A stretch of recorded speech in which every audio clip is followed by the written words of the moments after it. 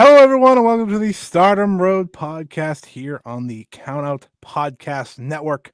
I'm your host, as always, Scott Edwards, and with me, as always, is my good friend Trent. And if you're here, you could possibly see us on video once again because bless the listeners, bless those who have joined us for the first episode of the year, the 2023 roster tier episode, our best episode to date. We greatly appreciate it. So we said, all right, we'll run back the video one more time. And if you're already here, you know what it's all about. The Beginner's Guide to Stardom 2024. But before we get into that, Trent, how are you on this fine day? I'm good. It's still technically in the start of the new year. So we're doing the new year stuff. We're doing the guide to stardom, the kicking things off with a bang kind of thing. Even though you're getting away from a bit, we're still hanging on. So I Yep, still yep, feel yep. like there's that period post New Year's where you can kind of get away with doing like nothing, and you're not wasting your life until you get to like mid February, and it's like, it's going to be that year kind of year again. But we're not there yet, so We it's are all not. good. We're not. We are kicking off the year with a bang after the tiers, after going down the entire roster and breaking down the entire roster. We are here to now break down all of Stardom and everything you need to know. If you're a beginner, if you're someone new to the show, if maybe you jumped in midway through 2023 and you're like, what in the world is going on? Or if you just want a nice fresh up and you've been a long time fan, that's what we're here for as well. We are here to help you. We will be going over factions, which should be a lot of fun, breaking down kind of who belongs where and all that good stuff. We'll, of course, be going over the championships of Stardom, a very important part of their history, rivalries, and stories that you need to know, especially in the early part of the year, but potentially throughout the year. Now, that's just us guessing as well. We don't know. We don't know what stories are going to unfold. There's usually some big overarching story long term for that end of the year event, but we'll have to wait and see what that is. We'll go over the major shows of the year as well, the tournaments, the matches worth seeing, and then we're gonna end the show with kind of places that you can go and find special, whether it be important links or important accounts or important YouTube channels. We are going to give you everything you need to know so that you can dive all the way in to Stardom here in 2024.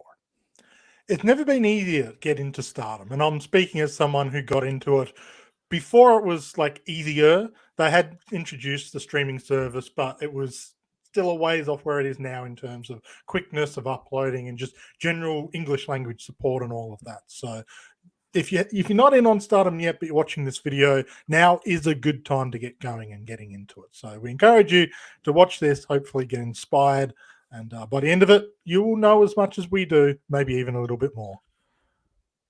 That would be incredible if we somehow made sure they knew more. But without further ado, let's get to You overestimate how much I know. the Beginner's Guide to Stardom 2024 via the Stardom Road podcast. Let's go.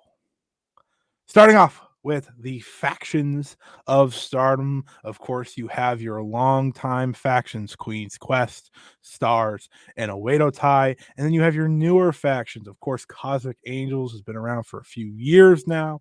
We have God's Eye, and of course, the newest faction, Club Venus. If you've been getting into Stardom, you know that a certain faction is now no longer around, which we'll be getting to a little bit later on. And this is a very interesting time in Stardom because it feels like there's as many free agents in Stardom than there is faction members in Stardom. And we're gonna talk about that. We understand that this could potentially be out of date by the time we even release this. It is the game we're willing to play for the people. But Trent, before we kind of get into faction by faction, what should fans know? Because a big thing when you join a promotion like a Stardom is you like I think everyone likes to pick their favorite faction, Hmm. right? Everyone likes to lean into one or the other. I know Cosmic Angels, especially over the past couple of years, has made a lot of new fans for Stardom. So what do you think people should know before we kind of start breaking them down? I think the easiest way to look at it is if you're coming into Stardom with a little bit of background knowledge about a couple of the wrestlers. Maybe you've watched the Utami versus Shuri match that got all of the praise and the 5.5 stars from Dave Meltzer. Maybe you've been recommended matches from friends and you've checked them out and you like what you see and you're coming in. If they're wrestlers that have stood out to you, you can probably safely bet that the faction that they're in are probably going to speak to you as well, because everyone kind of represents their faction. The group is a reflection of everyone in it. So if you like someone like Utami, you're probably going to dig this Queen's Quest aesthetic, the way they carry themselves. Conversely, if you like Cosmic Angels, if you like Tam Nakano, that group sort of vibes with her personality and vibes with the style that she is. Naturally, you come in, you may find yourself drawn to a different faction once you see everyone, but it's a pretty safe bet that if you like Tam Nakano, you're going to like Cosmic Angels. If you like Shuri, you're going to like God's Eye, so on, etc., etc. We continue now into faction number 1, and that, of course, is Stars, led by one Mayu Iwatani, the greatest Stardom wrestler of all time. Her faction members are as followed. You have Hanan, Momokogo, Hazuki, Saida, and Kogama. This is one of the longtime factions in Stardom, and Mayu has been the only leader of Stars, which I think is a big kind of important note, because that's the only faction of this length that has had one sole leader. Yeah, so Stars kind of started out as Sekigun Army and then it evolved into Stardom Army. That's when it really became more and more of a faction. The Sekigun thing was more just like a loose alliance of wrestlers that were all good people, and kind of you might see that in Hontai with New Japan Pro Wrestling. Stardom Army then became Stars a little bit after the initial draft in 2018, and they've kept very much the same personality, the same vibe, the same feeling ever since then. And look, a big part of that is, of course, their leader Mayu Iwatani, and everyone kind of that comes in either sort of matches those vibes or just kind of feels a bit more chill about it. Which, I think the most obvious example is someone like Hazuki, who we saw in an Oedo tie, a little bit meaner, a little bit more rough shot. She comes into Stars, she's still got that in the ring, but like she's a bit more chill, a bit more relaxed as a character and a persona with the Stars outfit. In their history, I don't know if Stars has ever been this strong, which is where I say in 2024, I feel like something's coming to this faction. It's been going good for way too long. Mayu has not had this kind of luck in her faction in a very long time. Whether whoever it may be, I think the excitement of Stars more often than not is just their overall ring work and what they're able to bring together as a unit. They feel like the ultimate babyface unit of this faction, alongside, of course, Cosmic Angels. Very different vibes. So this is kind of your, your more general kind of like, oh, these are the good guys. Like, these are always the good guys. While, the Cosmic Angels are a little more cutesy, and they play more to the idol culture rather than just kind of the babyface pro wrestler. Yeah, no, these guys are, I don't want to say generic, but they're kind of the starter group. They're the easiest ones to get Yes. and understand. The closest they get to the idol stuff are the different colored kind of jackets and stuff. And you can see in this photo here, each of them kind of have a color that represents them. That is kind of idly in a way. You see that with certain idol groups, but that, like, compared to Cosmic Angels, it's night and day difference. It's hard to dislike Stars, is probably the easiest way to look at it. Unless you are a co-host of me and Trent, but I digress. Moving forward, we have what I think is more often than not the favorite for new fans, and that is, of course, Queen's Quest, led by Utami Hayashishita. You have the following members in the group: Saya Kamatani, Azumi, who is the longest member of the group. You have Hina, Miyu Amasaki, and Lady C. This group kind of is the now with Donna Delondo gone, they are the de facto badass group. There's no they don't have much competition in that case anymore. I think they definitely take the cake there, whether it be holding the giant flag that you see here that Utami brings out, or their long cool robes and so on and so forth. This, of course, was started by Io Shirai way back in the day. You may have heard of her, now known as Io Sky, WWE Women's World Champion in WWE. this faction, it's very much like cool, calm, and collected, right? There's not a lot of character necessarily. You pretty much have to be the coolest in the room if you want to make Queen's Quest work, which is what Utami, Saya, and Azumi bring to the table more often than not. It's always unique to see the rookies kind of learn from them, because it is not an easy faction, I say, to develop in necessarily. There's the Utamis who storm through the ranks as part of this faction and ultimately are undeniable, but then you have the likes of Hina, Lady C, and Amasaki, who are very unique to this group, and you can see them learn, but it's not the easiest group to learn into. But damn it, they're cool. Queen's Quest, by their very nature, are sink or swim. And that's kind of a context that's been brought in from the very beginning. Io Shirai formed the group, and it was basically her going, I want to pick the best in Stardom, and I want to make them the best that they are. But if you can't keep up with me, get out of here. And that kind of legacy is carried on even now that she's gone. It carried on with Momo, and it's carried on with Utami as leader. And the result of that is, you kind of have to be a certain level of talent to survive in this group. And to get over in Queen's Quest, it's not about being the loudest person or the most vibrant. You need to be the kind of person who can just casually walk into a room. Don't draw attention to yourself, but everyone can't help but turn their heads. That's what Queen's Quest is at their best, and that's what it demands of its talent, which isn't the easiest thing for young people to develop and find in themselves, as you mentioned.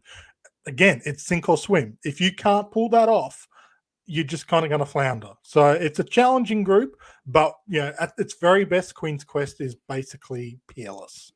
I'd say they have probably the top trio of talent. If you were to compare them to any other faction, I think they win that case as well with the Utami, Saya, Azumi trio at this stage of the game. Next up, we have the Cosmic Angels. The Cosmic Angels are a newer faction. They came start at the end of 2020 into 2021 when they officially broke off from Stars, when Tam had enough with Mayu Iwatani and wanted to form her own faction. Of course, with that came the meteoric rise of Tam Nakano in this company. That was back then with Unagi Sayaka and Mina Shirakawa. Now the group consists of Yuna Mizumori and Natsupoi and the wonder of Stardom champion Saori Anou with Tam, of course. This group has had a complete transformation since their original form in every which way. They're also sometimes joined by Colors, which is an outside freelance group, but they are partnered up with Cosmic Angels. You'll see Saki come in from time to time, so I do think it's worth mentioning them. But this is the ultimate idol group. This is your prototypical idol group, and in many ways, I would argue the most popular faction in Stardom today, led by, as I said, Tam, who is one of the most popular wrestlers in Japan these days. Yeah, Cosmic Angels really exploded when they came about. And I think they sort of touched a market that there's a lot of Stardom fans who also are into the idol culture. And Cosmic Angels were able to play into that in a way that really executed on all fronts, especially the original group with Mina Shirakawa and Unagi. They all bought in straight away with what they were pulling off. Now, Cosmic Angels since then have developed a little bit. They still do the dancing and kind of the more idly stuff, but it has been replaced with a bit more of a, we kind of refer to them as the work rate angels now, where this group from top to bottom is probably there's no weak spots here. It's probably the strongest top to bottom faction in Stardom. When Yuna Mizumori is your fourth best wrestler, that's a pretty good place to be in. And obviously, Tam Nakano in 2023 was a double champion. Natsupoi and Saori Anou won the tag titles. Saori Anou is currently the Wonder of Stardom champion. This is a very strong faction. There's no real weak spots, even when colors come in. But yeah, they will grate certain people because they do lean heavily into the idol culture, and that is not for everyone. But that is the nature of factions. They all appeal to different demographics and markets.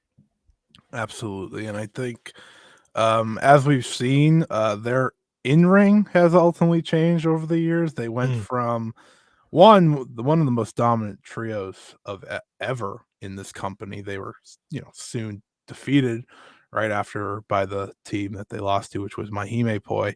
But these days they are very work rate heavy, I'd say, with the additions of Yuna, Sayori, and Natsupoi. It's definitely been a transformation for them.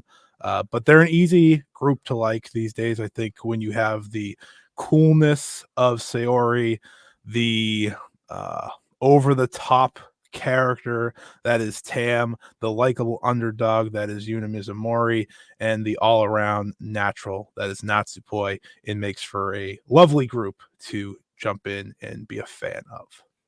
You could very much picture Sayori New in Queen's Quest. She does kind of capture that same heart to it, but she also feels comfortable in Cosmic Angels, which is hilarious given the more exuberant they can be. But she pulls off that contrast quite well.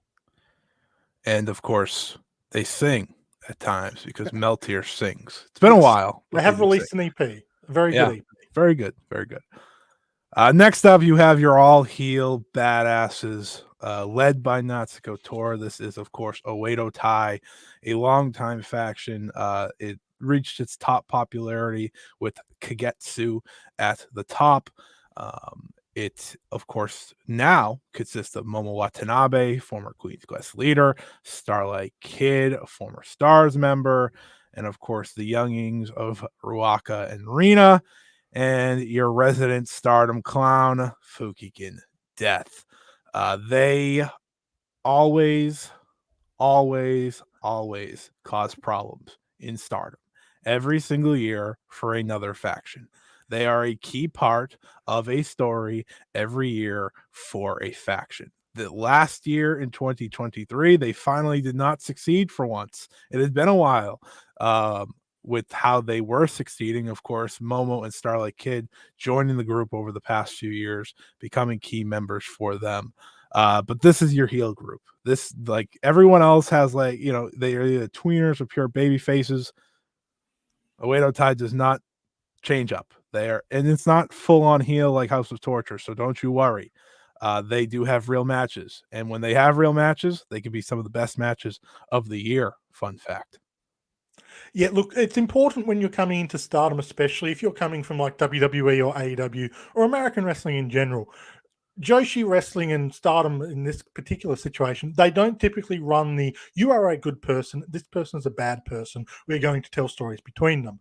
It's basically you are a character and you will fit somewhere on the spectrum between good and evil. And depending who you're facing, you might lean evil, you might lean good. Oedo Tai is the exception that kind of proves that rule. These guys are always the heels. They are the most villainous crew. Everyone involved are the most villainous members of Stardom, even when they're uber popular like a Starlight Kid. They are just naturally, they play the heelish side. Everyone in this group, except for Natsuko Tora, have been basically drawn from another faction. Momo was the leader of Queen's Quest. She betrayed them. Starlight Kid was a key member of Stars. She got stolen from them and then basically brainwashed. Fukigen Death was originally Gokingen Death in Stars, got stolen. Ruaka smashed a chair over Maya Watani. Rina just kind of upped and left, and so was like, I'm joining Oedo Tai. This is more my crew. That's what Oedo Tai are. They're a parasite in Stardom that just kind of suck the life out of other factions and try to destroy them for their own fun. Now we have God's Eye, led by Shuri. I think if you got into Stardom, it may very well be because of Shuri and what she's able to do in the ring. This faction's very tricky. When I say this faction is very tricky, is they have a lot of members, but they also only have 4 members that are always around. So you have Shuri at the top, followed by Mirai, who is a key member of this group. Obviously, Mirai left DDM to join Shuri in God's Eye back in the day. This faction started back in 2022, for anyone wondering. Then you have Ami Sarai, who came into the company alongside Shuri as a bodyguard of sorts. You never have to call her that again because we abandoned that pretty quickly. As if Shuri needs a bodyguard. We have Saki Kashima, who joined the group following the Oedo Tai loss in the steel cage match in 2023. We have Konami, who is friends with Shuri, and she said, "This is my faction now." She's not always around, but when she is, she's oftentimes fighting alongside her faction mates.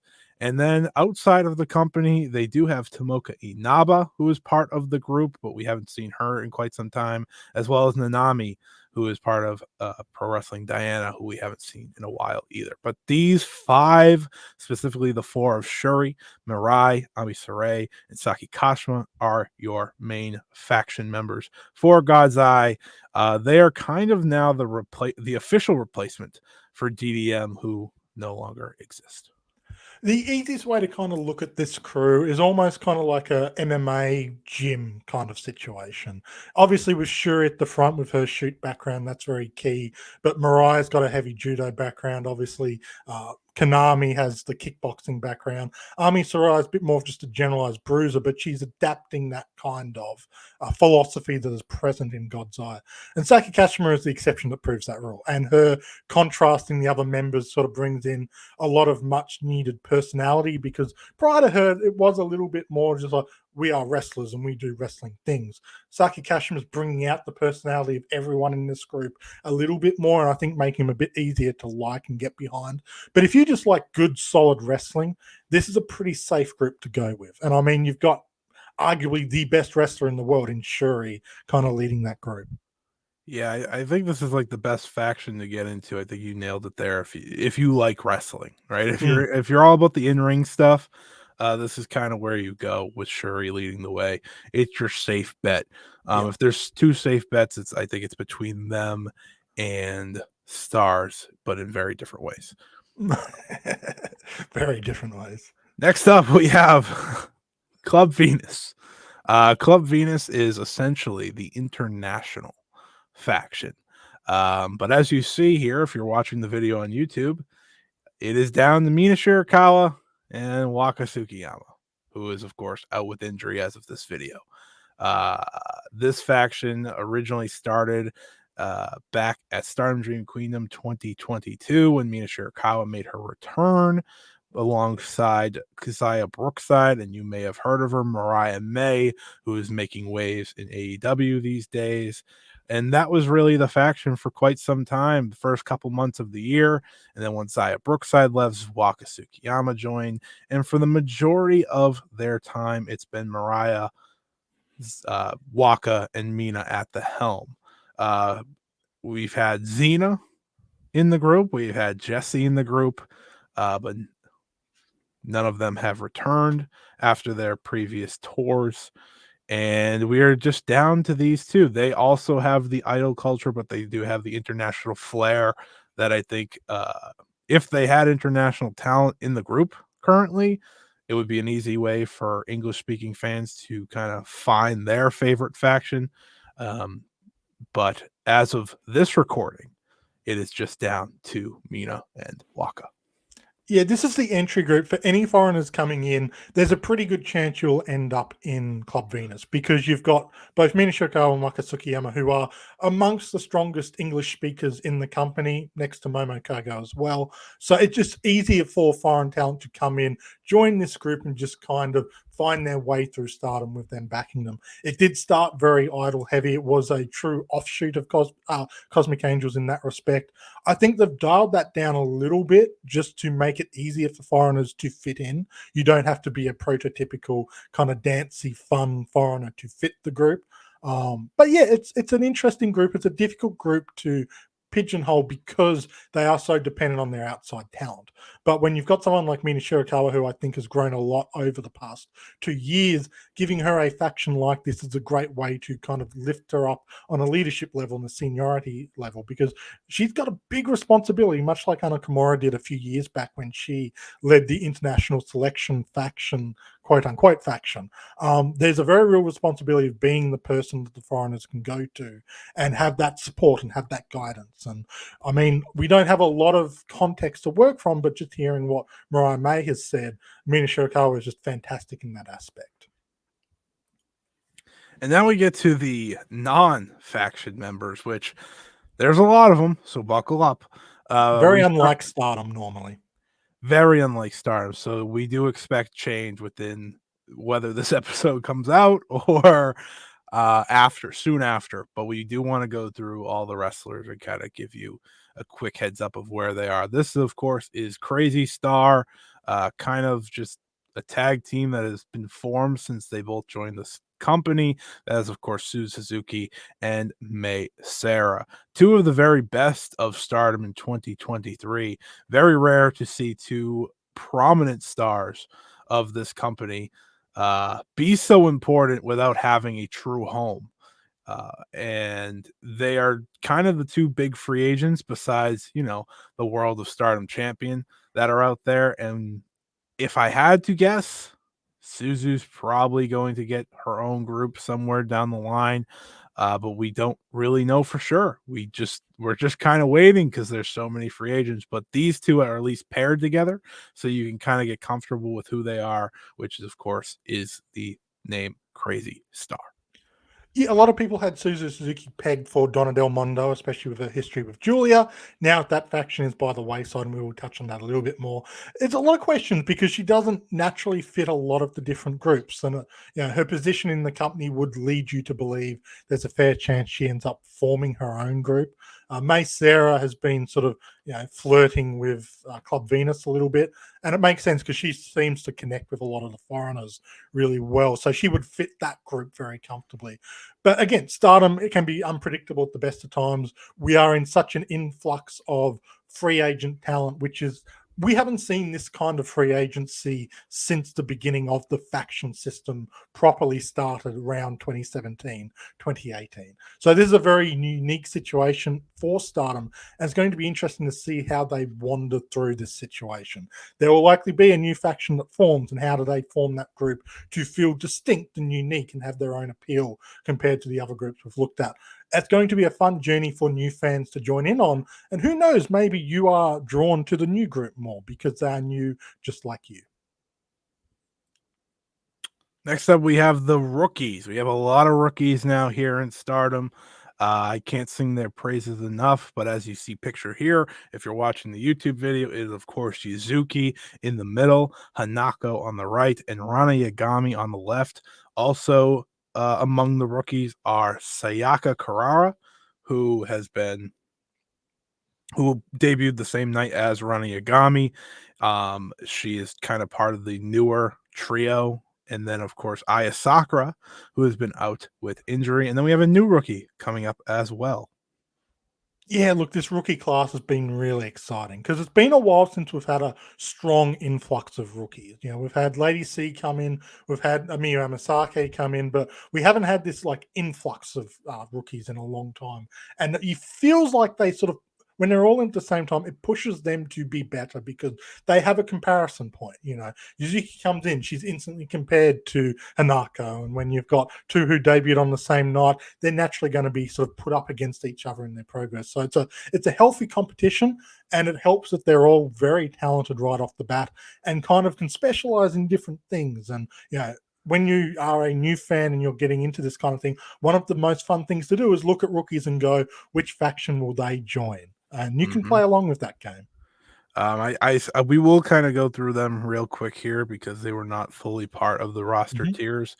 Yuzuki, kind of the standout of them all, winning the Rookie of Stardom 2023 tournament to kick off the year, kind of surpassing Hanako, who did debut much sooner than her. She is the ace-like figure right off the bat. She is, she's the super rookie in many ways. This is something that Stardom's had through their history, and she is in that spot. Hanako is the powerhouse giant, very easy to compare to Hameka, kind of trying to fill that role here on the roster. And the more that she wrestles against the fellow rookies, as we've seen, the more I think she's starting to truly stand out because she gets to, she's not just taking the offense of the main eventers and all that. She gets to kind of showcase what she's all about. And they have a little budding rivalry going. Then there is Rana Yagami, who is the MMA style. She has the strikes, she has the submissions, she has a really good ground game for someone that's wrestled single digit matches as of this recording. And then you have Sayaka Karara, who has kind of a shocking mixed bag wrestler. And when I say that is like, I remember her first match, I was like, okay, she's going to be like this underdog idol. And then she hit a spear and now she's hitting springboard arm drags. And it's like, all right, I have no idea where she's going to go. But those are the ones to be excited about. And then, of course, you have Aya Sakura, who's a bit of a kicker, striker type who's been out for quite some time. And the new rookie we have not seen yet. So I will not confuse anyone with someone that we have no idea what she's all about. Yeah, basically, it's a very good rookie class. There's a lot of excitement, and you joining a company for the first time, it's fun to follow the rookies, and this is a very good group to get behind early. So get on the bandwagon. Best rookie class in quite some time. Yes. First rookie class in quite some time as well. It's just kind of been like one or two here and there for the past couple of years. So The last really comparable one is the Saya combo and a Yep. Buki Hoshi. Not a Buki Hoshi. The name not escapes a me at the moment. not a Bukiyoshi. She's an No.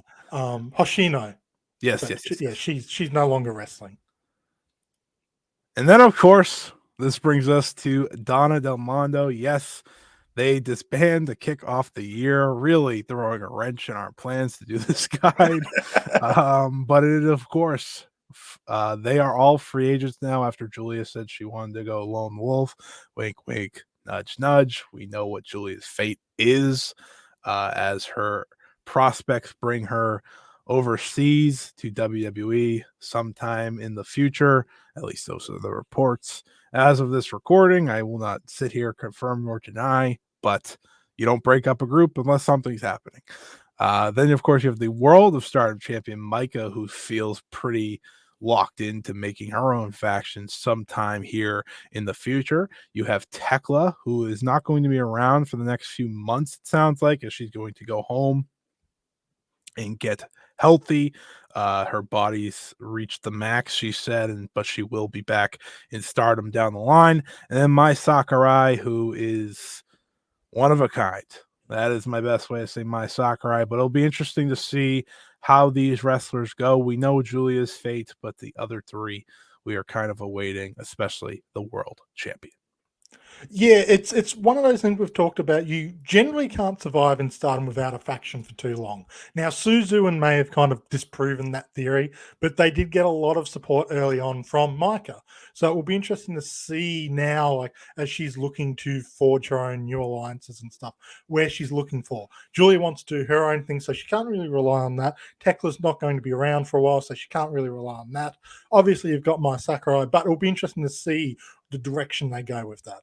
Does it make this video very difficult to keep relevant and timely? Yes, but you can at least come in and have a bit of understanding about where we are currently and why you will see a lot of potential faction movement or formations in the near future. It's not just happenstance. There's a lot of reasons building together as to why that is. The main reason is there's a lot of talent without a group right now. There sure is, and I think that's what makes Stardom so fun right now. Truthfully, if you're getting into it, is there's a lot of movement coming. Kind of after a year of very little movement. It was it was not an ordinary year for Stardom in many ways, and that is one of the big ones. The factions pretty much stay put. They can't stay put any longer. There is just way too many people ready to go. But let's move on now to the championships of Stardom. We are going to kind of give you the 101 on what to know regarding each title, where their kind of placement, and of course, their champion of choosing. And if those change by the time this comes out, that is not our fault. First up, we of course have the World of Stardom champion, and that is Micah. Micah won the title at Stardom Dream Queendom 2023 by defeating Suzu Suzuki in the main event.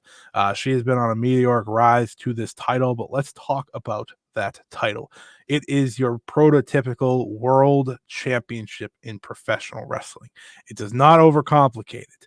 It is called the World of Stardom Championship for a reason. It is also often called the red belt. If you, I need to preface that because some people just don't want to call it the world title. Oftentimes, if you read an article or you see tweets, it's just called the red belt. It has been held by some of the best ever to be in this company. Of course, Io Shirai, Mayu Iwatani, Shuri, Julia, Utami, Kairi. The list goes on and on and on. It is the top belt. If you hold this belt, you are at the very top of Stardom for a reason. And we are in a very interesting year where Micah, someone who, if you told me at the beginning of 2023 was going to end the year as the World of Stardom champion, I'm not sure I would have believed you, but that's what makes this so exciting. Yes, the World of Stardom Championship, or the red belt, this is kind of the belt that everyone is aspiring to. It's got an interesting relationship with the next belt that we're going to touch on as well. We will kind of dive into that connection a little bit more when we're talking about that one. But the main thing to worry about, is this is you. And when you mention the red belt, it's not just referred to by fans, like officially it often gets referred to as the red belt amongst the wrestlers as well. So when you're watching Stardom World and you see the subtitles pop up, it is often just the red belt. Now, it's easy to see why. The strap is red, but it carries on kind of that legacy of AJW, who had kind of the red belt as well. That's a bit of historical connection. The easiest way to put it is this is the belt of technique. All of the best in-ring performers, in-ring wrestlers are trying to win this championship because it is the epitome of what it means to be the best wrestler. Why am I focusing on that? Well, you'll understand when we talk about the next championship. Yeah, the last thing I'll add is this is all about the main eventers. The top of the top wrestle for this title in Stardom. You are not going to see someone that they don't believe in challenge for this title. It is a very much protected belt in that case, and when you do get to challenge for this belt, they see you in a certain light, which is very important. It's something you should remember as we see these challenges coming up in the coming months. Your favorite might not win this championship.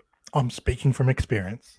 Speaking of maybe not winning this championship, we have the Wonder of Stardom Championship held by Saori Anou, winning the title again at Stardom Dream Queendom at the end of the year. This, much like how the other belt was called the red belt, this is very simple. It is called the white belt because it is the white strap. This is not your prototypical secondary belt. I love always explaining this to new fans of Stardom or to people that don't watch Stardom. It's like, oh, it's like the Intercontinental. No, it's not. So stop. It's not. It's very different. It is a belt about story. It is a belt about character. It is a belt that you don't need to be the greatest in-ring technician to hold it. Now, yes, some of the best in-ring wrestlers in Stardom history have held this belt, but it is a belt that I think your favorite can dream to get. Your favorite can hope to get. In Trent's case, that doesn't always happen. But it is my favorite belt in wrestling because of its uniqueness, because of its importance, despite not being the world title. Yeah, this belt has an interesting situation because it's natural to look at it as the Intercontinental Championship in Stardom. The reality is the difference in levels between this belt and the World of Stardom Championship is almost negligible at times. Oftentimes the white belt champion is maybe a bigger star or a bigger wrestler than the red belt champion. Sometimes it main events over the red belt because it's just deemed more important in that situation. It is a mixture of the red belt is about technique, the white belt is about passion and emotion. It is one of those things that can be difficult to understand when you're coming in, and you just kind of have to roll with it a bit until you see it in action. And not that I like to sort of plug myself too much, but I wrote an article on this particular phenomenon between the belts because there's something very important to understand the difference of. Understanding the difference between the red and white belt on Wrestle In, and I draw quotes from Tam Nakano and Rossio Ogawa because they speak quite explicitly about where this belt sits in relation to the red belt. And it is not primary and secondary, it is 1A and 1B. Exactly. It's and I think the best thing you could have said is that it is a title that can main event, right? Yes. It can main event over the World of Stardom Championship. Prior to All Star Grand Queendom that happened in 2023, one of Stardom's biggest shows ever, All Star Dream Queendom was main evented by the Wonder of Stardom Championship. So that kind of gives you a mindset. One great quote is from the original champion, Suzuki Aikawa. This was with my interview with her, so I will have a cheap plug as well. She said she thought of the belts as a symbol of her. You know, the world title is the world title, right? You can't change that. But the Wonder title is one that many wrestlers have said, like, you put your colors into that belt. It's a white canvas that you make your own. So many different wrestlers have worn it, she said. It's packed so full of feelings of all sorts of different wrestlers. It's a really wonderful belt. It symbolizes the current struggles that are going on in Stardom. It's a very unique title.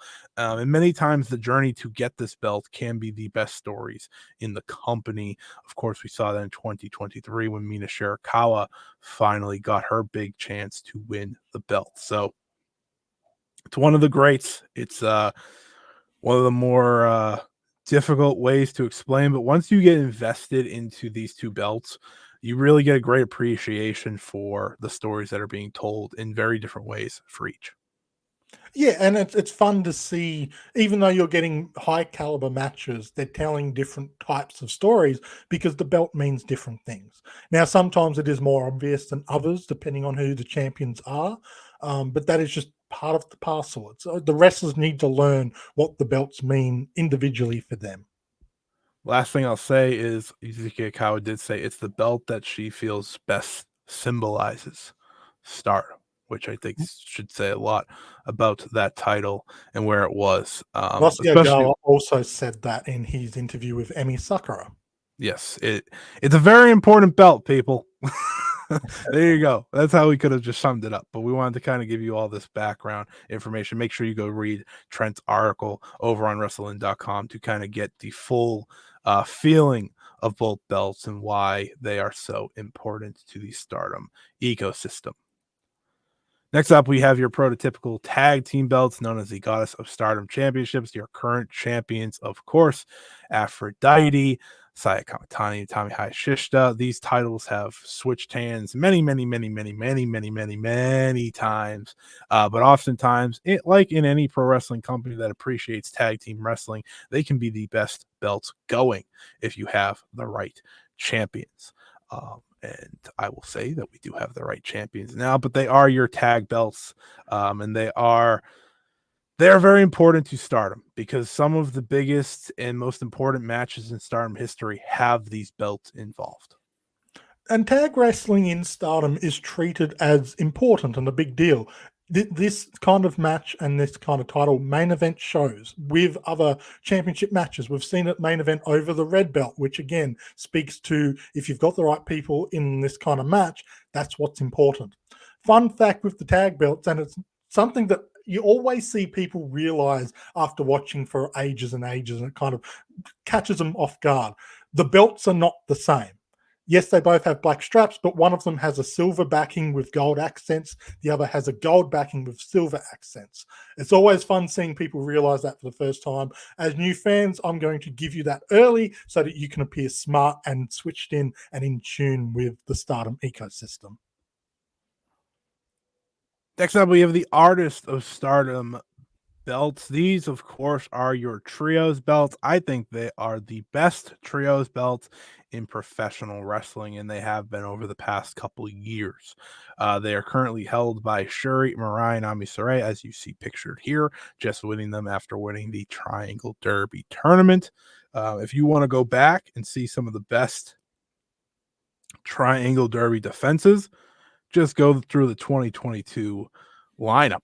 It feels like every time that these belts were defended, it was a must-see match for one reason or another. They truly can be one of the great pluses of this company when they have the right champions, which you could say for any belt, but when they are on the right champions that are defending show in and show out, they can become the thing that you look forward to the most. Stardom does a great job at trios wrestling because that is something that they just do on house shows from a lot. And then when the stakes are higher, you can really get invested. And that's what these belts are. Of course, they are color coded. There's one pink, one orange, and one blue, which, some wrestlers You know, they take specific ones because their gear fits that. As you can see here with God's Eye, they did not do that because Ami Sourei has the blue one, yet Mirai wears blue. But it is often it's a fun thing seeing which wrestler claims which belt. The colors, they don't have meaning. It's not like the Nope. orange belt is the captain's belt. It is Nope. literally like, I like this color, so I'm choosing this title. Mhm. But it is a fun little addition to the lore of the artist belts to kind of follow who has which color. And maybe one day we can go through each color and work out which color of the artist belt means you are the best wrestler. But yeah, look, I think a lot of people look at trios matches kind of like a little bit throwaway, a little bit mid card. The reality is they are often amongst the best matches at Stardom Run because they do trios matches so well. These belts used to change hands basically with the change of every moon. Now they are a little bit more serious. The reigns last for longer. The matches are a bit more impactful. This used to be a belt that everyone would kind of get a go at. It's not really the case now, but if you are a lower mid card wrestler, this is kind of a good introductory belt to get into the Stardom system of being a champion. You know, you have the protection of maybe a couple of more senior members in your trios team, and you can learn from them and learn the higher stakes of being in a championship match. It's just a fun little thing that I meant to add. I do like that the tag belts and the trios belts, they still have the old Stardom logo, like the old Stardom logo, which is just one of my favorite touches. My favorite World of Stardom Championship is the original for that reason. I think it just looks it looks so different from the updated versions You that we like the see. chains? I love the chains. I always love the chains. I think they're just great. But next up, you have the Highspeed Championship. That title is on its last legs. However, this belt is very special. There's no other belt like this in pro wrestling. It shows the best of high speed wrestling, which I believe if you show to any wrestling or any non wrestling fan, it will make them interested in pro wrestling. Of course, this title has been dominated by Azumi and Starlight Kid over the past couple of years. But as you see here, the current champion is May Sarah. It's a small division, but more often than not, this title can be one of the best parts of a Stardom show because sometimes they get big spots, as we saw with the Azumi Starlight Kid feud. It can really take a focus. It can be a semi-main event. It can main event a house show. Um, it's really, or it can, you know, open a show in the best way possible. It's very flexible in what it's able to do. I think, you know, because with tag belts and whatnot, it's a little bit different. But there's a very specific division that challenges for this. It's not a big division, but it is an exciting one. And when you get the right ingredients, they're some of the best matches of the year in Stardom. Yeah, look, this is kind of your equivalent of your cruiserweight or X division kind of championship. It carries a lot of the same ideas and concepts behind it. But Stardom have kind of built themselves in many ways off the back of the high speed division. A lot of their wrestlers subscribe to that kind of concept. You just have to look at Maya Watani. She basically cut her teeth in the high speed division. If you're looking at the championship and thinking, why does it not look like any of the other championships in Stardom? There's a good reason for it because it wasn't originally a Stardom championship. It originally belonged to Neo Japan Ladies Pro Wrestling. Before that promotion folded and the championship was brought in under the Stardom banner and basically through Natsuki Tai, who was the original high speed wrestler for the division.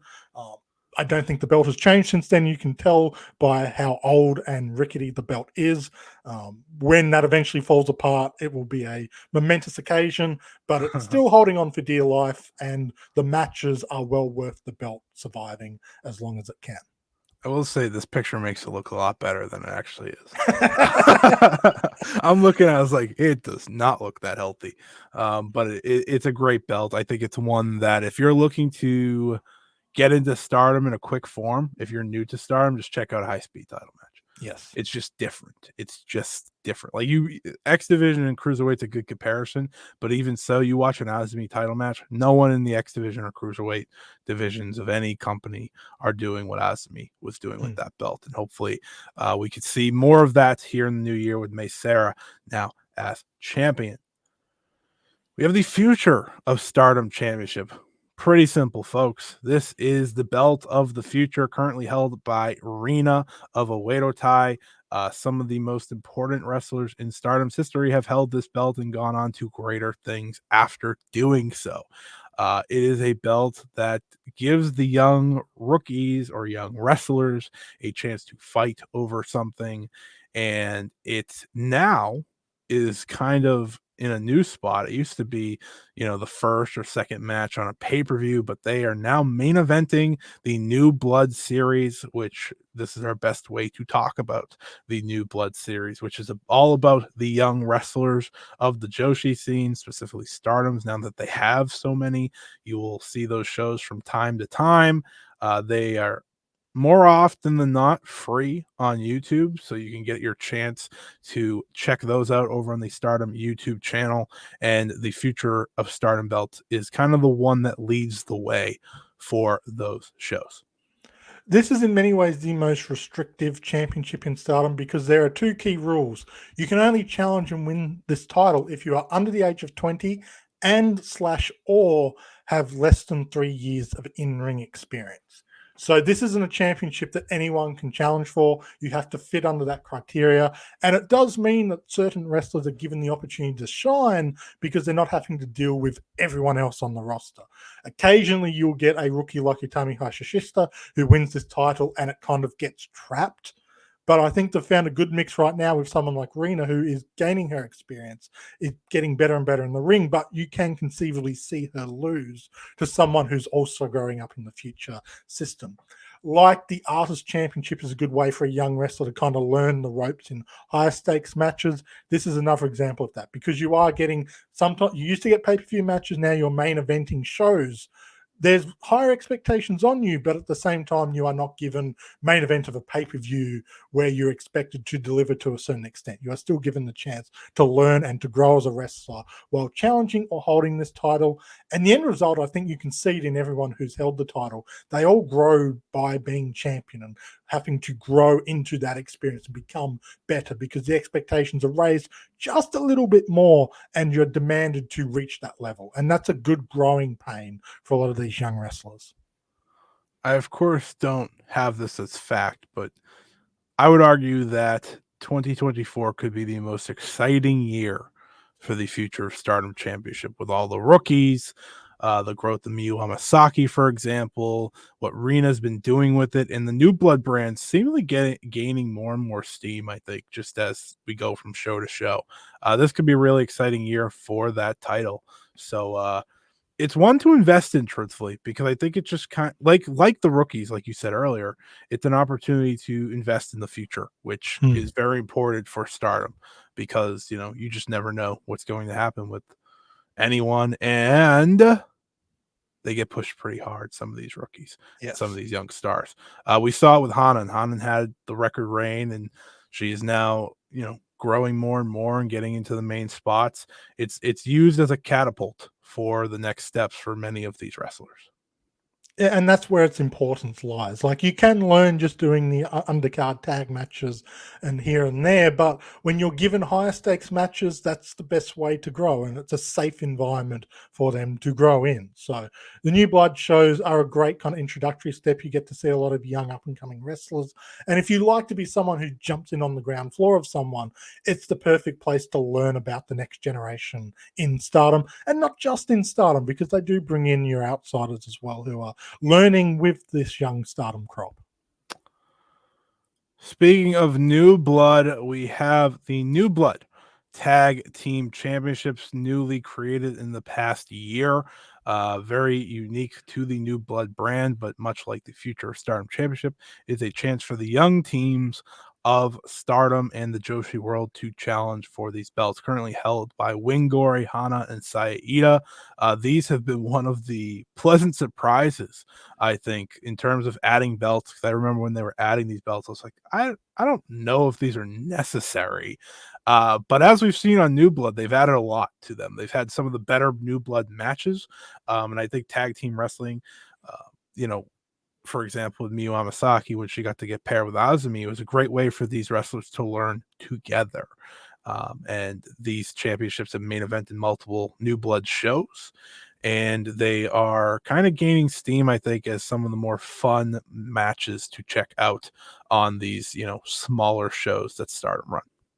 Given how important tag wrestling is in Stardom, it's one of those things in hindsight, it makes a lot of sense to introduce titles like this because it gives you the same learning experience as the Future of Stardom Championship, just in tag format. So you're growing as a tag wrestler, you're forming these bonds and connections with other wrestlers of your ilk, so that when you are in a few years' time, you are prepped and ready to be challenging and maybe winning the Goddess of Stardom Championships. Now, these are not like the future belts in that they don't have the same restrictions. So I either would not fall under the less than 3 years or under 20 category.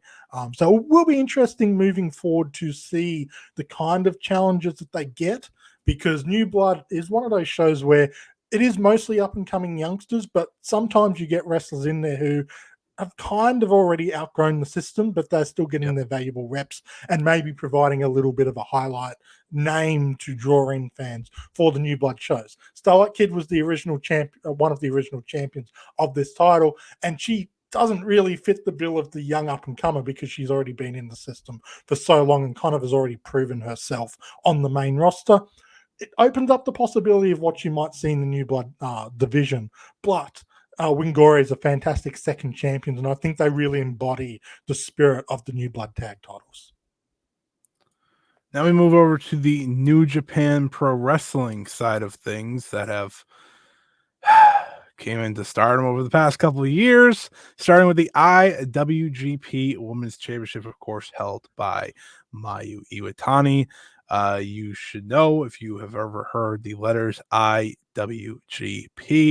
that is as prestigious as it gets in Japan in terms of championship gold. It is one of the best looking belts in all of pro wrestling. I can tell you that right now. But this belt is supposed to be one of the more prominent titles in the world. It's a step below the World of Stardom Championship in terms of the Stardom universe, but it still has high regard.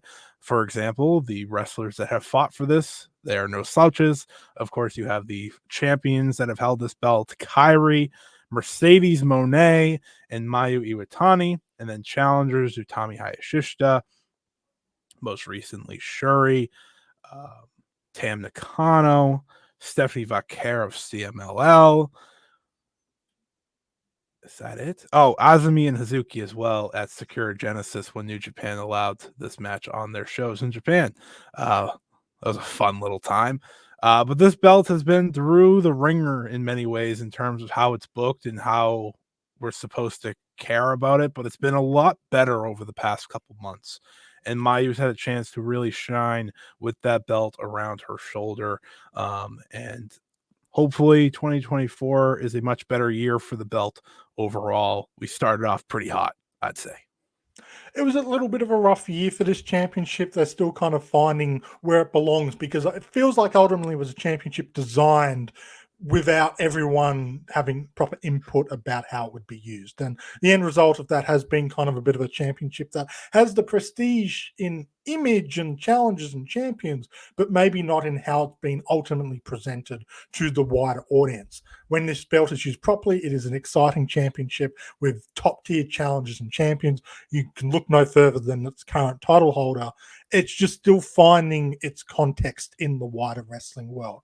Maybe 2024 it will find that, and we'll be looking back at this time and sort of go, haha, remember when the belt was still young and kind of naive, and now it's this incredibly built up championship. Maybe we'll get there, maybe we'll not. It's a journey that we're all going to follow and find out. The New Japan Strong Women's Championship, uh, originally held by Willow Nightingale of AEW, originally made for Mercedes Monet, who of course got injured fighting for that very title, and now held by Julia as of this recording. I say that because there is a title defense that she has, and you never know. But she has kind of been pushed into the spot to make this title work.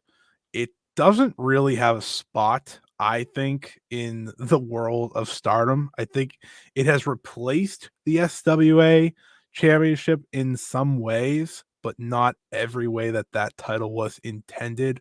It has been a key factor on a lot of Stardom pay-per-views because, well, Julia is the one holding it. So, kind of has to happen that way. But we've seen the likes of Risa Sera, Azumi, Megan Bain, Hyan, Deonna Purrazzo, Giselle Shaw, Momo Kogo, all challenge for this belt with Julia holding it high. Um, it's the mid card belt of a New Japan world that is defended in Stardom. Yeah, it's a championship that has struggled with its identity basically from day one because it was made in the shadow of the IWGP Women's Championship. And basically from the beginning, people were like, well, what are distinctions? What's the differences? To the point that even the talent were asking that in the ring. Maya and Julia kind of traded funny little barbs about, well, what's the difference between these belts? Full credit to Julia. This is a belt that had struggled even more so than the IWGP Women's Championship in many ways. But Julia's done everything she can to make this belt feel important. She's defended it a lot. She's defended it a lot in America. She's defended it in Japan against a cavalcade of talented wrestlers from various sort of backgrounds and stuff. They've done kind of everything they can to make this belt feel important. Its future is still up in the air. It's a bit of a mystery because we don't know what the long-term future of the New Japan Strong brand is. Until then, it'll be interesting to see what this belt is like post Julia whenever she does eventually drop it. The one good thing is you do get some good matches out of this championship. It helps when you've got someone like Julia as champion.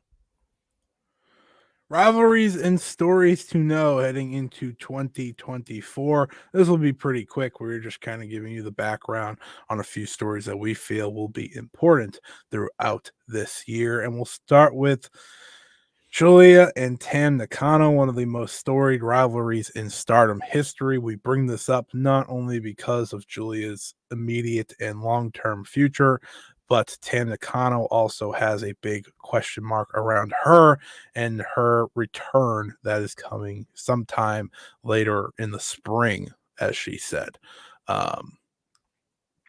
It's very interesting to kind of look at where we are now with these two.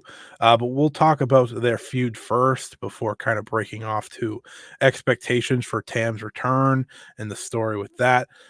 This has been the top rivalry of Stardom since pretty much Julia joined the company. It took a few months for these two to meet up. Obviously, certain things happened in the world of Stardom that led these two to one another, but they have been destined to fight ever since.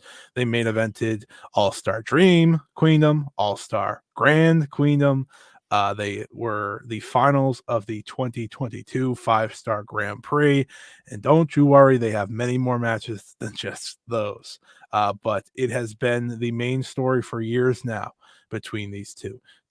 Julia won the Wonder of Stardom Championship. Tam took that belt from her. Julia won the World of Stardom Championship. Tam took that belt from her. But Julia, of course, does have the laugh of winning the 5-Star Grand Prix over her at the very least. But this is a rivalry everyone should know because something tells me we're going to get it one more time before Julia heads to Stanford. If you need to know how big this feud has been, you just have to look at All-Star Dream Queendom. When these two main evented and it was a title versus hair match, which, in Japan, they don't bust that out for just anything. It kind of delved into the emotion of the story, the depth of the story. And that was just one of the chapters in this story. It's, their factions that they've led have intersected against each other. Donna Delondo versus Cosmic Angels. They've taken up the war because of their leaders, and people have defected and changed sides. Mai Sakurai left Cosmic Angels to join Donna Del Mondo. Natsupoi left Donna Del Mondo to join Cosmic Angels. And their intersecting feud at the bare bones of it all has been these two and their hatred for each other, which has gone on since the Cinderella tournament of 2020. And it is the distinctive Stardom feud of the Bushiroad era, and for very good reason. Then, of course, there is Tam and her return to Stardom. This is a big story to follow. Of course, she was the World of Stardom champion when she went down with injury.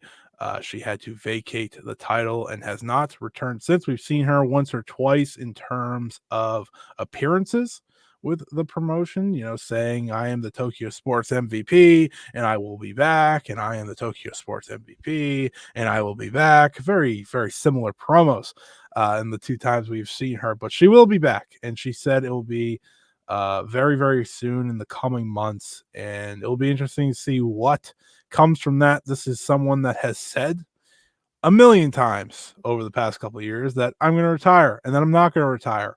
So I'm very intrigued to see what her latest run looks like. Yeah, it's very difficult to predict. And obviously, you would imagine when she comes back, there will be an intersection with Julia if Julia is leaving the company, which it does look like she will be. But Tam is the kind of person who builds stories and rivalries with the entire roster. And just in the couple of months she's been gone, obviously, you've got the story surrounding Suzu Suzuki and the World of Stardom Championship. She's going to want that title back, which is currently held by Micah. The story that was building between her and Sai Kamatani is obviously very important. And Cosmic Angels itself is a faction that is growing and developing and evolving, even with the certain members being out. So her coming back into Stardom, it's going to be a lot of focus on it. There's going to be a lot of questions of what direction they go with her. And it's going to be fascinating to follow because when we're talking about stories and rivalries in Stardom, Tam Nakano is the best example of how they get executed. So for a new fan coming in, if you want to learn the Stardom storytelling way, the best way is to follow Tam Nakano. Then, of course, the feud that we saw pretty much run all of 2023, or at least the second half of 2023. And that, of course, was the feud between Suzu Suzuki and Micah. I'm very tired. Leave me alone. That began as a friendship, turned into bitter rivals. Had the big 5-star Grand Prix match where Suzu won the tournament, but it was Micah who won the World of Stardom Championship. And we bring this up because this is not a feud that is going away anytime soon. Suzu still wants that championship. Micah knows that Suzu still wants that championship. They will meet again, and I do think they will meet again sometime this year. It's going to be one of those stories that intersects constantly because they're obviously, they're crossing paths. And then you've got the situation with Donna Delondo.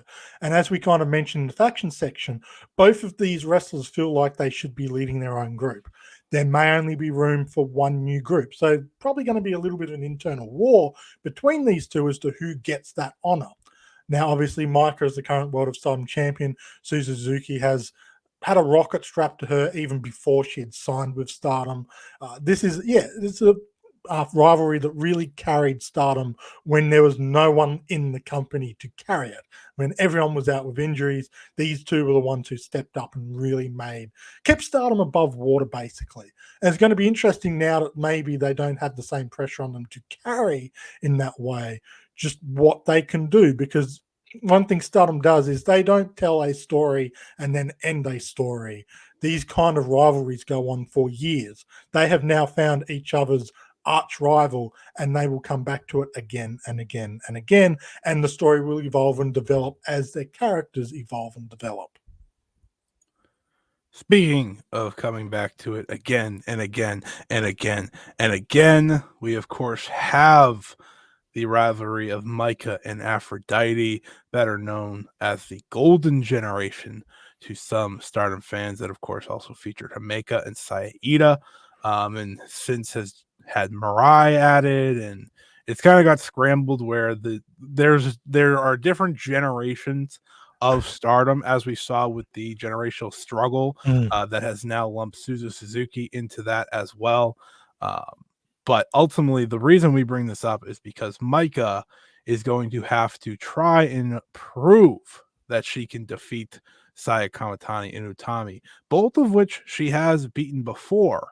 However, when the top title is on the line, whether it be the World or Wonder, it's always been Utami and Saya Kamatani that got the last laugh. And as we know, It will be Micah versus Saya Kamatani in Micah's very first title defense. These are stories to follow throughout the entire year. I don't think if Saya loses match number 1, that's necessarily her last time challenging Micah in this title reign. I don't think if Utami challenges just once, it will be her last time either. We don't truly know where this is going to go, but what we do know is that the story of Micah versus Aphrodite is going to be a big one in 2024. Yeah, the golden generation is obviously like there's a reason why they've been given that moniker, and there's a reason why a lot of focus is on that talent, and why you have someone like Mirai kind of getting put in after the fact, or even like Unagi Sayaka was kind of mentioned as being in, but was never officially part of that group back when she was a member of Stardom. But at its core, the three main focal points in the golden generation is Micah, Utami Hayashishita, and Sai Kamatani, and they're intersecting sort of stories. Obviously, Aphrodite are very strong tag team. They've got a very strong relationship. But it's always that battle to see who was better. And it floods in with someone like Micah, who now obviously has that top title. She has long storied histories with both of these members. Utami was basically her door into Stardom back when they were challenging for the future Stardom title in JTO of all places. And, you know, her and Micah and Sai Kamatani is kind of the golden rivalry, because that's a duo that just seemed to have magic together. Hey, I named them that. Thank you. Yeah, I'm giving that to you. But that gives you an idea of the importance that all three of these wrestlers have within each other. Now, to what extent that story will be told is hard to tell, especially at the beginning of 2024. But it's important to know, because all three of these wrestlers are going to be of the utmost importance to Stardom in 2024. And naturally, their paths are going to intersect. Another fun little story will be Saida, who is a member of the Golden Generation, who kind of fell off the growth of the others. She's really come through with a tear in the latter half of 2023. Be interesting to see whether she can ever catch back up to these crew, because it's a very tall order. Saida's not a very tall person, but she has the heart and the spirit to fight to get there. She sure does. So yeah, the golden rivalry, of course, will start off Micah's title reign. Micah and Saya Kamatani clash. One of the best combos, by the way, in the company, if you're looking for chemistry. And they've just gotten better and better and better together. Kind of naturally. It feels like every time they've had a match, it's just gone up like in levels, right? You know, you start all the way back at the future title, you get to the Cinderella finals, then the Wonder of Stardom Championship. What will the next battle look like now that I think they're both kind of at their max potential in many ways? It should be very interesting to see. And then, of course, it wouldn't be a podcast with me and Trent if we didn't at least bring these two into it. That is, of course, the rivalry and story between Starlight Kid and Mayu Iwatani that has been going on for years now. We did have kind of a speed bump in 2023. Usually we get the next chapter at the end of the 5-star Grand Prix, but due to injury, that was not the case this time around. But as we saw at Stardom Dream Queendom 2023, they are very much aware of one another and their story still to this day. Starlight Kid, of course, is in the driver's seat to potentially win the Wonder of Stardom Championship, as she has her title shot coming up. But these two are destined to face off once again. And the story is simple. Starlight Kid wants to get to the level of Mayu Iwatani, and doing that means beating Mayu Iwatani. And as we've seen in every match since leaving Stars for Oedo Tai, she gets a little bit closer and a little bit closer, but she has yet to reach the icon. Of course, the icon was once upon a time, uh, the one who was teaching her everything as the MK Sisters duo when they were part of Stars together. Starlight Kid, the protege. And we have seen over time Starlight Kid try to grow, but I do think ultimately one day these two will be back together on the same side of things. But I do think Starlight Kid needs to get that win before she gets there. And it'll be interesting to see when the next chapter happens in 2024. Starlight Kid and Mayu Iwatani is in many ways the longest running story in Stardom. It may be only next to, say, Azumi versus Starlight Kid. because this is a story that's been going on basically since Starlight Kid debuted and has grown and evolved as she's matured as a wrestler, coming under the wing of Maya Watani, kind of exceeding that wing when she was pulled away from Stars initially and joining Oedo Tai. It was such a fascinating period seeing her kind of learn who she is now in sort of 2021, 2022, etc. So it is a story. If you are a new fan of Stardom, I would encourage you to maybe go back and look at the evolution of their story, because when it does eventually come back to a head, whether it's in the 5-Star Grand Prix, whether it's over the IWGP Women's Championship, whether it's just a random feud that begins, these two will always come back to each other, and Starlight Kid will not rest until she eventually beats Maya Iwatani. Iwatani is the barometer for a lot of wrestlers in Stardom. Tam Nakano is another one who kind of feels like she will never accomplished everything in her career until she beats Mayu. She's only ever really drawn against her. For Starlight Kid, it's very much the same thing. Only arguably a little bit more personal because of that mentor protege kind of relationship they had. Whether this gets properly addressed this year or not, we don't know definitively, but it is such an important story that we wanted to include it here, because you will see the threads of it throughout the year, even if it's not directly addressed. They always go back to it. That's Yep. my thing. They even were able to get back to it last year without the match actually happening at that final event of the year. That's why I'm always confident that it needs to be brought up. It's something people need to know about. There's a lot of passive stories and rivalries in Stardom. We've only touched the surface on them, but like this is already going to be a long video as it is, and we simply don't have the time to go through every little nuanced story. But these are the ones that kind of may come up in prominence, but also I think are important to understand, maybe more than any of the others. Good news for everybody. We are now getting to kind of the speed rounds here. There's not too many in-depth topics here. We do have the major shows to know in the Stardom calendar. These are kind of just the we know for sure reoccurring shows. Some of them are bigger than others, but we made sure to include all the ones that have kind of been staples of the past couple years. And that, of course, starts with Stardom Supreme Fight. That is now the anniversary show for this company. Usually kicks off at the beginning of February. We do know that that will be on February 4th this year, when we see Micah defending against Saya Kamitani and Sarah No defend against Starlight Kid. That is one of their major shows that has been 3 years running now, I believe. And then we have All-Star Grand Queendom in the March, April area. It's now set in March. That is seemingly when we are going to be doing this from now on. That changed pretty much every year for 3 straight years, because we had All-Star Dream Queendom in 2021, Stardom World Climax in 2022, and All-Star Grand Queendom, the biggest show in Stardom history, in 2023. And that name is back, this time at the Yokohama Buntai.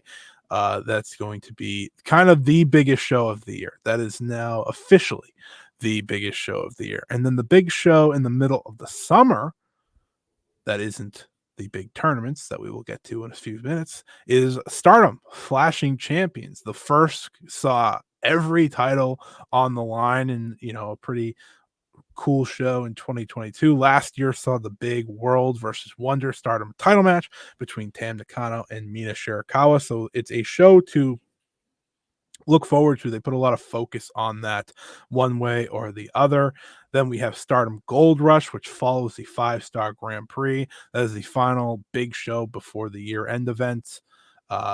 The first time in featured Saya Kamitani versus Kairi, and Shuri versus Utami Hayashishita, as well as the Gold Rush ladder match stuff that has gone 2 years straight now. This year, it was supposed to have the 5-Star Grand Prix challenge before Tam Nakano got injured and could not defend.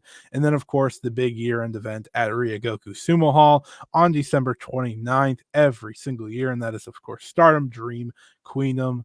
This year will be the 4th edition of that show. You've got to understand, for long-term Stardom fans, having consistent show names and kind of events to kind of build the calendar around is a new thing. You just have to look at the March-April period that Scott was talking about, where the name changed and World Climax was a two-show event kind of thing, and everything's kind of been growing and evolving. Back when people were coming into Stardom for the first time, they would always ask, which is the WrestleMania event, which is the Royal Rumble event and stuff, and there was never an answer to it. Now you have that a little bit more. The main two, if you're only going to watch two shows, it's going to be All Star Grand Queendom and Dream Queendom. They're the big shows at the big venues. But these other shows kind of have that element of importance or regularity. I will also shout out the Summer Nagoya show, which seems to be home of the cage matches at the end of June every year. That doesn't necessarily have a locked-in name. Yeah, but like you're starting to see certain staples in the Stardom calendar that never really used to exist to the same degree. Whether these are the names that are locked in moving forward in the long term, we will see, but we feel a lot more confident about it now than a year or two ago even. It is worth noting Stardom X Stardom is a show that has lasted since the beginning of time in Stardom. However, the reason we are not including it this time around is due to the expected changes in the 5-star Grand Prix. It was happening during the tournament, but of course, after kind of the controversy and many injuries that followed in the 5-star Grand Prix, it was announced by Kadani and the new president of Bushiroad Fight, Taro Okada, that there will be no more big pay-per-views within the big tournaments. So I made sure to leave that off for now. Maybe they just scrap that altogether. But these are the big events you need to know. And like Trent said, the big cage match in the middle of the summer as well. If we had a theme name, I'd tell you we don't. This past year was Stardom Sunshine. Maybe they keep that after the success of that show, though. But let's move forward here to the tournaments. More shows in many ways, and we will start off with the granddaddy of them all, the 5-star Grand Prix, your round robin G1 style tournament, the best women's wrestling tournament in the world.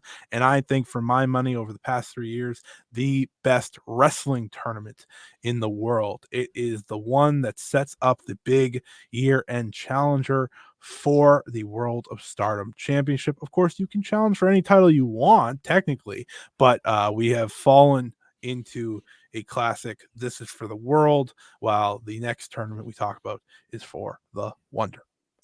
This is the tournament that everyone tunes in for. This is, in many ways, the most important time of year for Stardom, even over Grand Queendom, because this is when all of the top wrestlers are coming together, putting on the best matches. It is the most fun time of year to be a Stardom fan. If you are new to Stardom and you're joining in around now, consider the next 6 months a warm-up for the main event, which is the summer tournament. Speaking of a very important tournament to Stardom's history, this is, of course, the Cinderella tournament that has led to the Wonder of Stardom Championship defenses. That is not a tradition. Based off of last year, we do not know where those challenges are going to happen anymore, but this tournament has been in Stardom for a very long time. It is the single elimination bracket style tournament. Very unique. The matches are 10-minute time limits. You can be eliminated by pinfall, submission, or over the top rope. As we saw this past year, we got a little extreme with all of that, and it definitely took away from the fun of the Cinderella tournament. But based off of the announced dates, it looks like the Cinderella could be down to 2 dates this year, which is very intriguing, obviously, for the potential of that tournament after expanding to 3, 4 dates over the past couple of years. Once upon a time, a single night tournament, but with so many big, important roster members, now it has had to expand way past that. This is a great kind of teaser tournament. You sort of get a lot of different matches and you get to see different combinations of singles opponents that you might not normally get to see. And after a few minutes, they sort of do their thing and someone gets eliminated and you're left going, oh, I want to see a proper match of that. So it's a fun little introduction to a lot of the wrestlers. high stakes environment, but with low expectations of the matches because they just don't have the time. And yeah, they're not rushing through, but like there is a set time limit to get through everything. The other key thing with this tournament, as you can see if you're watching on YouTube, the winner comes back out wearing a gown and crown. They are treated like a Cinderella. They now get the glass slipper as well, which is a more recent addition over the past few years. That wasn't something that was always there. But it's a nice contrast to the 5-star Grand Prix where you get the robe and the crown. This one's more of the tiara and the dress. So it's two different tournaments. They tend to target two different types of wrestlers. The Cinderella tournament is more about lifting up a younger wrestler, whereas the 5-star GP tends to more be confirming the next main eventer. That can change a little bit depending on the circumstances, but gives you a bit of an idea of what to expect from certain champions. We've got two back-to-back winners in its history, Maya Watani in the first 2 years, and as you can see visually, if you're watching on YouTube, Mirai over the past 2 years. The tournaments are very fitting for their titles, I'd say. Mm. This is, like you said, to lift up a new young star, while the 5 stars for that new main eventer, which, of course, if you're challenging for the World of Stardom Championship, it comes with the territory. Next up, we have the Goddess of Stardom Tag League, your simple round robin style tag league. Every company has them pretty much. It's nothing to write home about necessarily. It follows the 5-star Grand Prix, kind of a low period for Stardom after such a busy period of the round robin, night after night, big matches scenario. It's a chance for, I think, as we saw this past year, and we may see moving forward, a lot of younger wrestlers that weren't in the 5-star get their chance to really shine. Of course, you see here, if you're watching on YouTube, Micah and Megan Bain were the latest winners. Yeah, this is a great opportunity for a bit of experimentation. You'll see different tag team combinations, and you never know when people will click. And I think the perfect example are this year's champions, Divine Kingdom. They obviously had a bit of experience teaming together before the tournament, but in this tag league, you really appreciate what they do together. Another relatively recent development is the award for these, and not just getting to challenge for the tag titles, which has kind of always been there, but you now get matching rings, which has been in for a few years now. And I think that's another great way to counterbalance the awards that the other tournaments receive. The rings quite fitting for a tag team group. Next up, we have the two, I won't say newer with the Rookie of Stardom tournament, but it did make its return this year as we saw Yuzuki win that. That is a chance when you have a real rookie class to run some sort of tournament. We've seen a gauntlet form, we've seen in single night tournament form. It's very unique every year. And this year it did make its return. And then, of course, the Triangle Derby, which has also not had a consistency to it within its first 2 years. The first year was round robin style, and then they did change it to a single night bracket style tournament this year, with God's Eye not only winning the Triangle Derby, but also winning the titles as well. Yeah, both of these tournaments are kind of difficult to talk about for beginners because you can't give set information because it changes. The Triangle Derby has taken on two different forms. All we know is it's generally a January tournament because Stardom kind of came out and said they wanted a tournament for each season of the year. So this is the winter tournament. Then you've got the Cinderella being spring, G1 being summer, Tag League being autumn. The Rookie of Stardom tournament is dependent on if they've got enough rookies. They don't run it every year. They don't necessarily run it at the same time every year. When it does run, it's just when they've got a batch of rookies who feel like that you can run a tournament with, they'll run it, and it kind of give them a chance to shine and a new opportunity. But it's difficult to really explain because it constantly changes. If they've only got a couple of rookies, they might run it differently to if they've got a batch of them, or they may not run it at all. So, as Trent noted, the tournaments are as follows. You have the Triangle Derby kicking off the year now in the Stardom schedule. You have the Cinderella tournament sometime in the spring, March usually. You have the 5-star Grand Prix kicking off towards the end of summer, and June, July, August, September. We don't know what the schedule will look like this year. Hopefully, it's a little bit shorter, but we will wait and see. Or hopefully more compact. And then you have the Goddess of Stardom tournament at the end, the tag league, I should say. So those are kind of the key dates to know in regarding these tournaments. And you will occasionally see him run random one-night tournaments, Yep. whether it's to decide new champions or challenges, or just kind of for the fun of it. There might be a monetary prize involved, kind of like with the Gold Rush ladder tournaments that they've had. These are just the main, the main ones to know, the ones that have set names, consistencies, and sort of certain expectations that come with them. But occasionally they'll just be like, okay, we're running a tournament. Yep. History that matters for each of them. I think that's the best way to look at that. Next up, we have matches worth seeing. So we wanted to help everyone. If you're a new beginner, kind of give you some matches that are pretty necessary in terms of story and some just badass matches that you should very much go out of your way to see. We'll start off with the story matches here. These are I think the essential matches of the past year in terms of storytelling in Stardom, setting us up for the new year. That, of course, starts with the Queen's Quest versus Oedo Tai Steel cage match at Stardom Sunshine 2023. It not only was Stardom's match of the year, but is the conclusion of arguably Stardom's greatest story ever told, where Utami had to prove to Queen's Quest that she could be the leader that they needed. It is one of truly the best matches in Stardom history. It was my match of the year in 2023. I know it was Trent's match of the year as well. And that, of course, the year concluded with the tag title match between Utami Sayaka Utami defending against Natsuko Tora and Momo Watanabe. This felt like the book shutting on this once and for all. The ending of this match is damn near perfect. One of my favorite finishes to a match I've seen in quite some time. It's the exact way you kind of want this story to end once and for all, or at least for a little bit, because Oedo Tai always comes back around. And then the final match is, of course, the match to crown a new World of Stardom champion between Stu Suzuki and Micah. It's not the greatest match you'll ever see.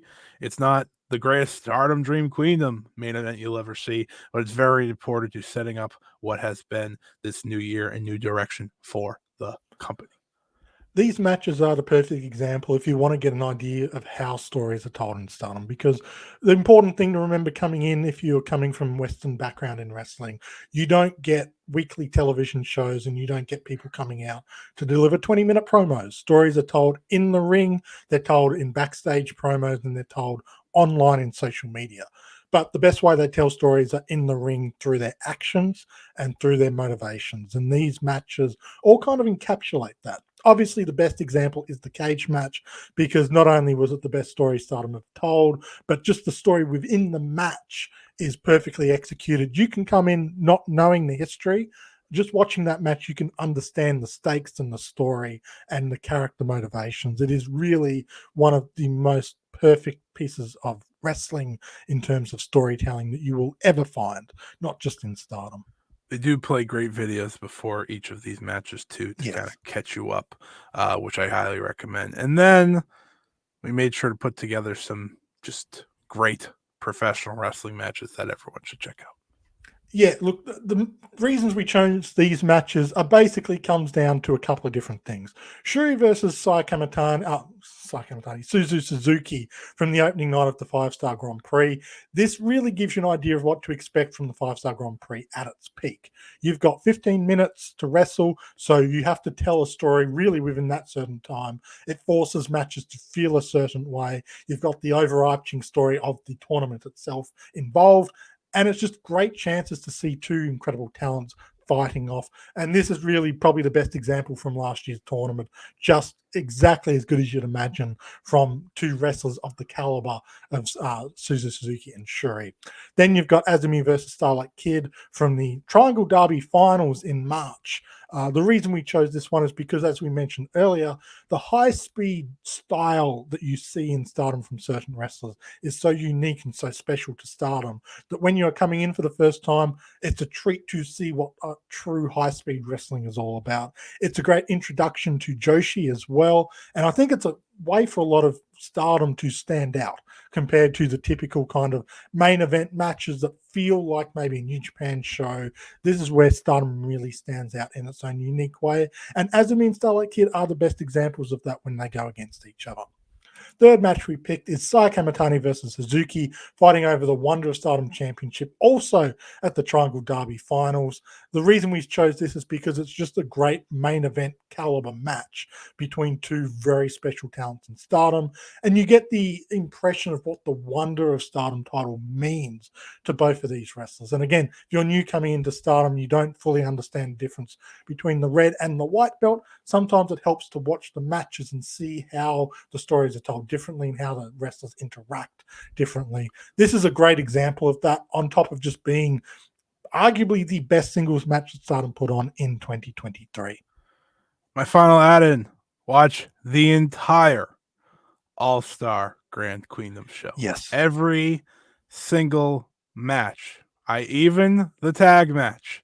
Watch every single match, because that show is Stardom at its very best. You have a little bit of everything on that show. You have the big moment of Mina Shirakawa winning the title. You have a high-speed tag that is absolutely killer at the beginning. You have the big World of Stardom title match at the end of the show.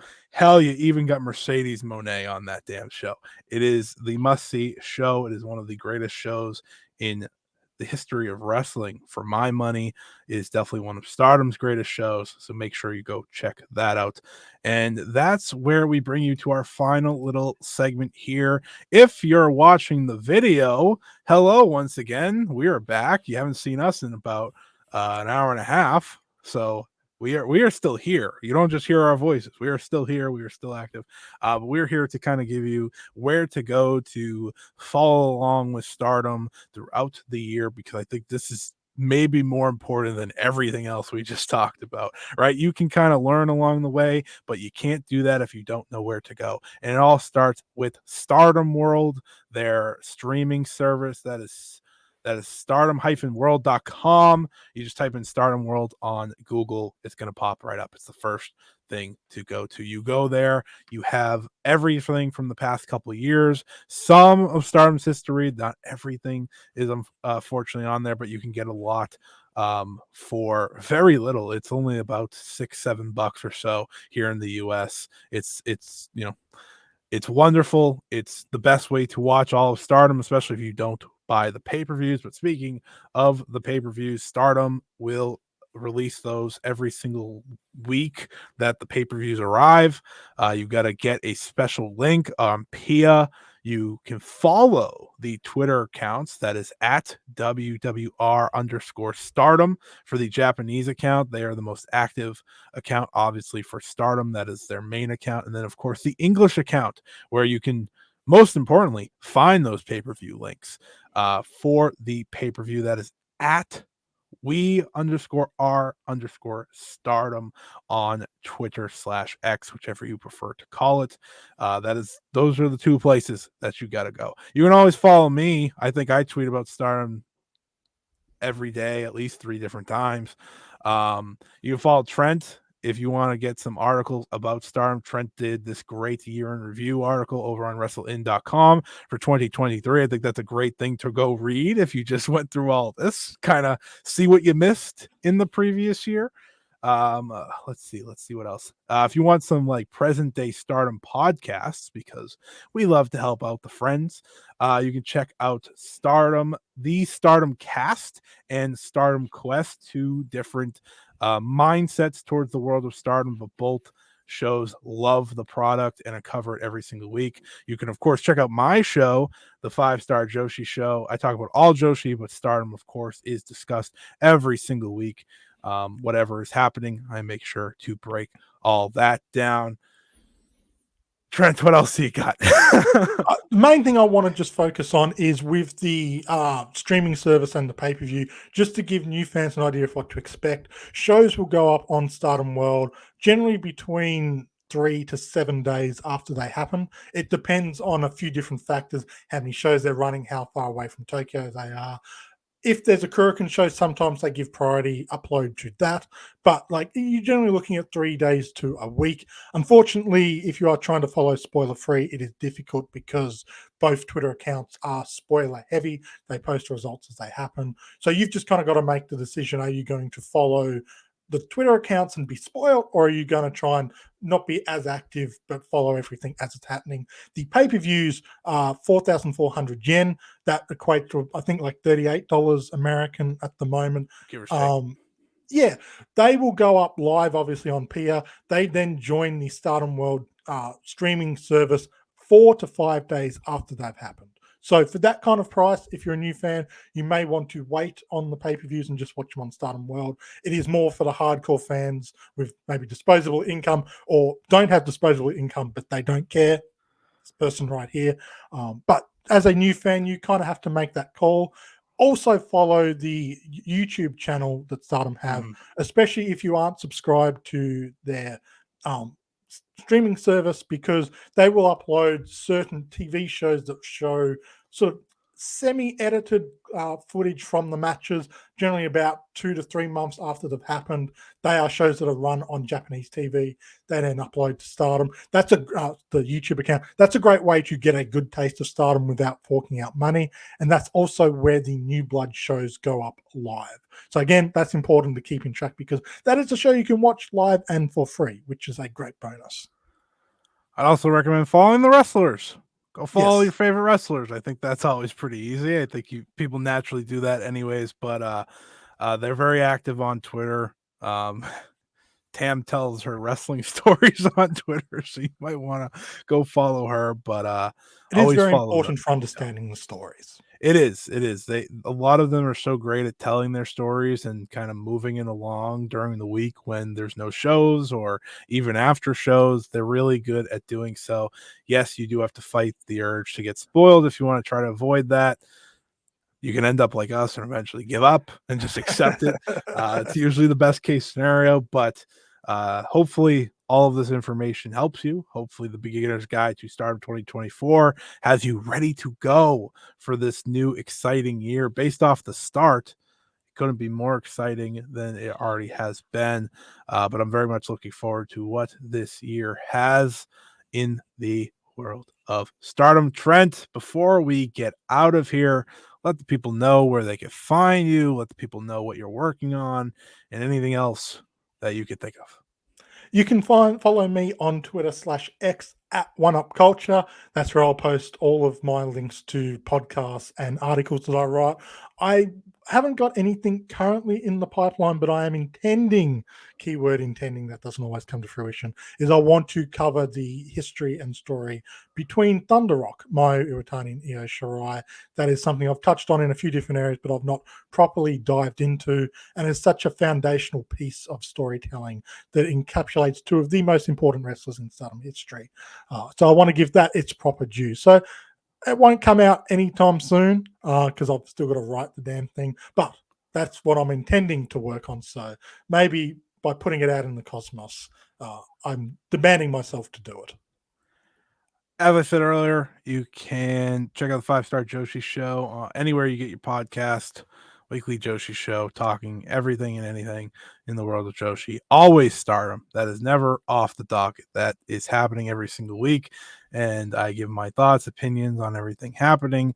You can follow me at Scott E Wrestling on Twitter /X. If you don't already and you listen to the show, please do if you want. You don't have to, but I recommend it. I'm working currently on an article for Mayu Iwatani versus Shuri from the January 4th show. That should be out by the time that this releases. Hopefully, kind of just talking about the beauty of the match, why I think everyone in the wrestling world should watch it because of kind of bringing together the violence of All Japan Women's, the elegance of the Stardom main event, and the greatness of an epic, all in 19 minutes and 6 seconds. So make sure to check that out. I have no idea where that's releasing yet, so just follow me on Twitter. That's the best way to find it.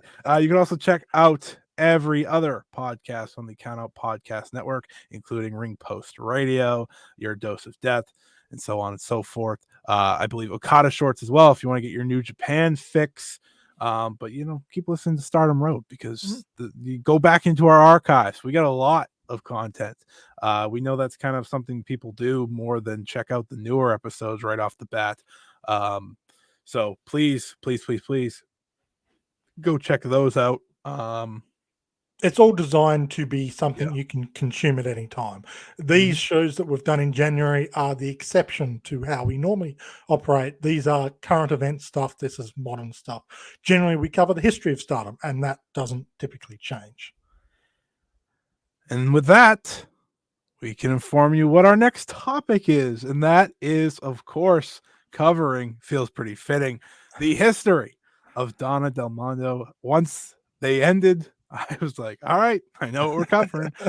We will be going over them for a couple of episodes, talk about their history, the early days of just Julia and Micah and Shuri and how it expanded. And it's, kind of, I don't want to say dying days because I don't think anyone knew they were dying until it just ended. But we'll go over that entire faction and its importance in Stardom as what I would say the most dominant faction in the history of the company. But I'm tired. Trent's tired. Hopefully, this beginner's guide to Stardom 2024 was helpful for you. Make sure to subscribe to the YouTube channel. Make sure to subscribe to Stardom Road so you never miss an episode. We are out every other week right here on Spotify, Apple, or wherever you get your podcast. For Trent, I'm Scott, and this was Stardom Road. Until next time, see ya.